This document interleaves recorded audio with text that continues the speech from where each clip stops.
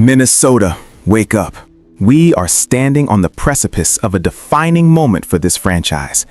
I am talking about a week that tests the very soul of an organization. We have rumors swirling that could shatter our long-term plans at quarterback.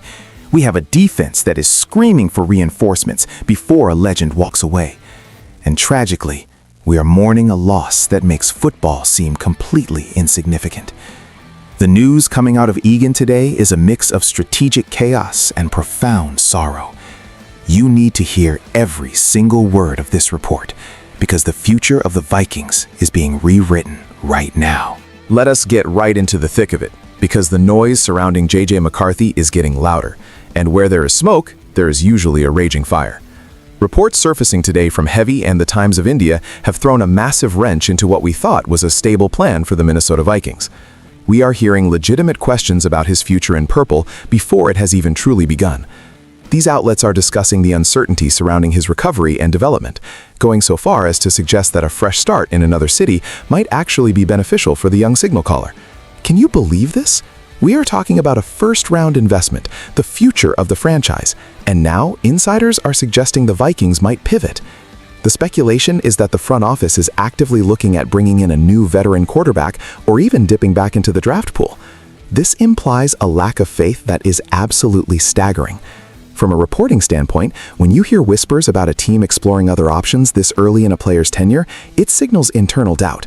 It signals that the medical evaluations or the mental evaluations behind the scenes are not lining up with the public optimism. Now, let me switch gears and speak to you plainly. This is absolutely ridiculous. If these rumors are true, it is an indictment on the entire scouting department. You do not draft a quarterback in the first round, watch him get injured, and then immediately look for the exit door unless you made a catastrophic mistake in the evaluation process. We are talking about patience. We are talking about development. But the NFL stands for not for long, and if Kevin O'Connell and Kwesi Adofo-Mensah are feeling the heat, they might be panicking. They might be thinking they cannot afford to wait for a redshirt year to pay off. They need production now. But think about the message this sends to the locker room. If you bail on your golden boy this fast, who is safe? No one. This is the kind of instability that sinks franchises for a decade. We are looking at a potential total reset at the most important position in sports, and quite frankly, it smells like desperation. The idea that Minnesota is already shopping for insurance policies tells me they are terrified of what they are seeing or not seeing in rehabilitation. This is a critical juncture. If they move on, they better be right, because if McCarthy goes elsewhere and becomes a star, everyone in that front office should be fired immediately. But the quarterback situation is only half the battle, because while the offense is in flux, the defense is staring down the barrel of a massive leadership void that could leave the secondary completely exposed to disaster. If you want to keep getting exclusive insights like this, subscribe now. We do not sugarcoat anything here. We give you the raw reality of the Vikings. Hit that button and stay ahead of the game. While everyone is panicking about the quarterback, a massive hole is opening up in our defensive backfield that demands your immediate attention. Zone Coverage published a critical analysis today, identifying Toledo safety Emmanuel McNeil-Warren as a primary target for the Vikings in the upcoming draft. Why is this specific name coming up right now? Because the writing is on the wall for the legendary Harrison Smith. We are facing the very real possibility of his retirement, and when you combine that with the departure of Cam Bynum, this secondary is on the verge of losing its identity. The front office knows they are in trouble. They are scrambling to find a playmaker who can step in immediately. McNeil-Warren is being touted as that guy, a versatile, hard-hitting safety who can play in the box and cover deep. The scouts love his aggression, and Minnesota is doing their homework because they have no choice. They need bodies and they need talent. But let me tell you something right now. You do not just simply replace Harrison Smith. We are talking about the hitman. We are talking about a future Hall of Famer who has been the brain and the heart of this defense for over a decade. To think a rookie from the MAC can just walk in and fill those shoes is wishful thinking at best and negligent at worst.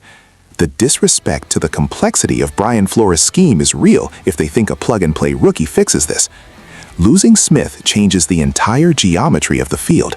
Opposing quarterbacks fear him. They do not fear a rookie. The pressure on this front office to get this pick right is immense. If they miss on this safety, if they fail to secure the back end of this defense, it does not matter who plays quarterback because we will be giving up 30 points a game. This is a strategic emergency. We are looking at a defense that could go from being a strength to a liability overnight if they do not nail this transition perfectly. They are trying to rebuild the engine of a Ferrari while it is moving down the highway at 100 miles an hour. But as stressful as these roster moves are, and as heated as we get about draft picks and contracts, something happened in the last 48 hours that stops us cold and reminds us that this is just a game. We have to pause the football analysis because the Minnesota Vikings and the entire NFL community are grappling with a devastating tragedy today. It has been confirmed that wide receiver Rondale Moore has passed away at the young age of 25. This is the kind of news that hits you in the gut and takes the air right out of the room. The Vikings organization is in a state of absolute shock. Head coach Kevin O'Connell issued an incredibly emotional statement expressing his deepest condolences, and you can feel the pain in his words.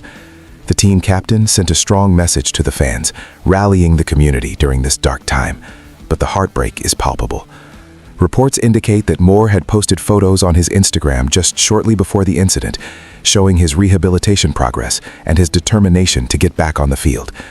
To see a young man working so hard to return to the game he loved, only to have his life cut short so suddenly, is a tragedy beyond words.